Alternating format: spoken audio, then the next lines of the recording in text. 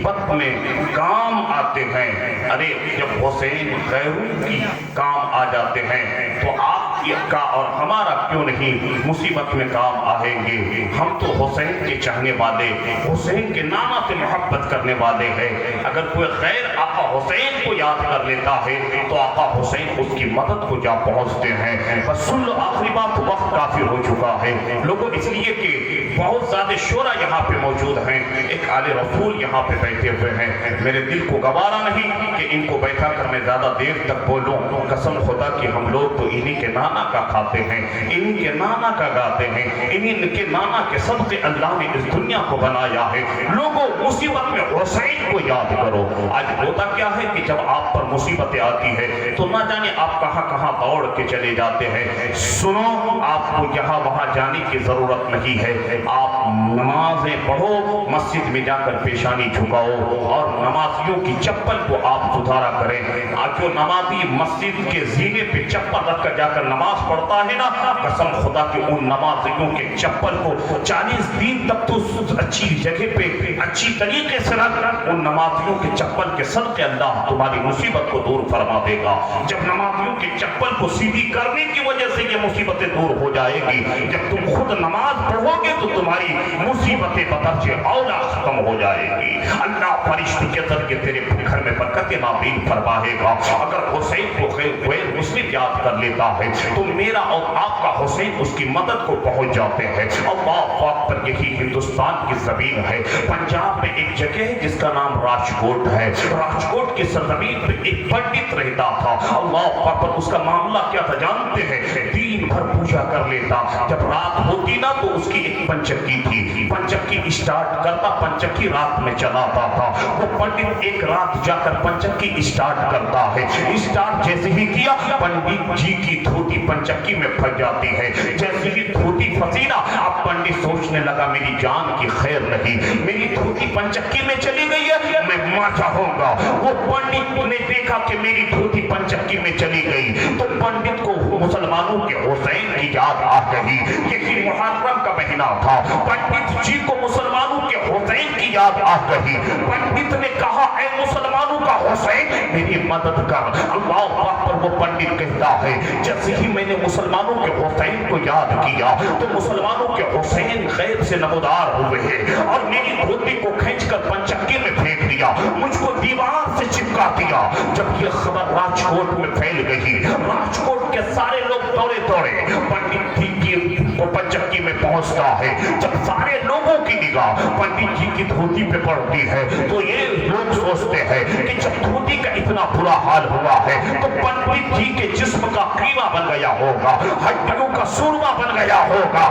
سارے لوگ دھوتی کو دیکھ رہے ہیں. جب سارے لوگوں کی نگاہ اڑتی ہے ادھر دیکھیں، بس آخری بات بیان کر رہا ہوں، جب حسین کو کوئی غیر مسلم یاد کر لے تو حسین اس کی مدد کرتا ہے، تو آپ کی ہماری مدد کیوں نہیں کریں گے؟ وہ پنڈت کہتا ہے کہ جب لوگوں کی نگاہ پنڈت کی دھوتی پہ پڑی، سوچا کہ پنڈت مر گیا ہے، لیکن جب سب لوگوں کی نگاہ اوپر اٹھتی ہے کیا دیکھتا ہے کہ پنڈت دیوار سے چپکا ہوا ہے. سارے لوگ پنڈت جی کے پاس گئے. پنڈت سے پوچھتا پنڈت تیری دھوتی کو دیکھ کر تو یہ لگ رہا ہے کہ تیرے جسم کا قیمہ بن گیا ہوگا. جب دھوتی کا اتنا برا حال ہے تو مر جانا چاہیے. دھوتی کا جب اتنا برا حال ہے تو دیوار سے کیسے چپک گیا؟ بتا تو صحیح تیری جان کیسے بچ گئی؟ بتا تو صحیح تو بچ کیسے گیا؟ پنڈت کی زبان بند ہے، پنڈت خاموش ہے. پنڈت نے ایک ہی بات کہی تھی کہ اے راجکوٹ کے لوگوں سنو، ابھی ہم تمہارے سوال کا جواب نہیں دیں گے، ہم تمہارے کوشچن کا اتر نہیں دیں گے. جب کل صبح ہوگی نا تو ہم فرید کوٹ کے چوراہے پہ ایک بڑا سا اسٹیج بنائیں گے اور اسٹیج پہ چڑھ کے بولیں گے میری جان کیسے بچی. اللہ پاک پر اب تمام راجکوٹ کے لوگ اپنے اپنے گھر چلے گئے. سب کی نگاہ منتظر ہے کب صبح ہوگی، پنڈت کب جواب دے گا اس کی جان کیسے بچی. اللہ پاک پر رات گزری، جب صبح ہوئی اب سارے لوگ راجکوٹ کے ایک چوراہے پہ جا کر کھڑے ہونے لگے. اس پنڈت نے اس راجکوٹ کے چوراہے پہ ایک بڑا سا اسٹیج لگایا اور اسٹیج کے اوپر چڑھ گیا. ادھر دیکھیں سارے لوگ، آگے سے لے کے پیچھے، دائیں سے لے کے بائیں، سارے لوگ ہاتھ اٹھائے کہہ دے یا ہوتا ہے.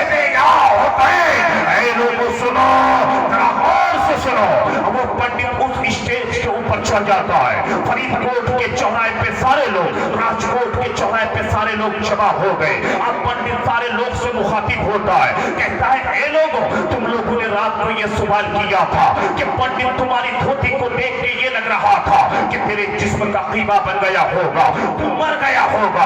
तुमने ये सवाल किया था पंडित, जब तेरी धोती का ये बुरा हाल, तो तू कैसे बच गया? तुम लोगों का सवाल यही था ना? सारे लोग हाँ कहते, हाँ पंडित जी, हम लोगों का सवाल यही था। पंडित कहता, सुन, मेरी जान कैसे बची है? तुम लोग जानना चाहते हो, तुम लोग सुनना चाहते हो? सारे लोग कहते, हाँ, आपकी जान कैसे बची थी, आप कैसे बच गए, हम लोग यही सुनना चाहते हैं। ए हुसैनियों, सुनो जरा गौर से, कोई भी हुसैनी सुनने के बाद खामोश नहीं रहेगा। वो पंडित कहता, सुन, जब मेरी धोती पंचक्की के अंदर चली गई, मेरी जान की खैर नहीं थी, तो मुझको मुसलमानों के हुसैन की याद आ गई। मेरी जबान से ये निकला, मुसलमानों का हुसैन मेरी मदद को आ। जैसे ही मैंने हुसैन को याद किया, हुसैन खैर से नमूदार हुआ, मेरी धोती को खींचकर पंचक्की में फेंक दिया और मुझे दीवार से चिपका दिया। वो पंडित कहता है, मुझको बचाया किसी और ने नहीं, बल्कि मुसलमानों के हुसैन ने बचाया है। वो पंडित कहता है कि जब नवाबी का ये आला है कि अगर उसे आवाज दे तो वो मदद को आ जाए, जब नवाबी का ये आलम है तो उनके नाना जनाब मोहम्मद रसूलुल्लाह का आलम क्या होगा?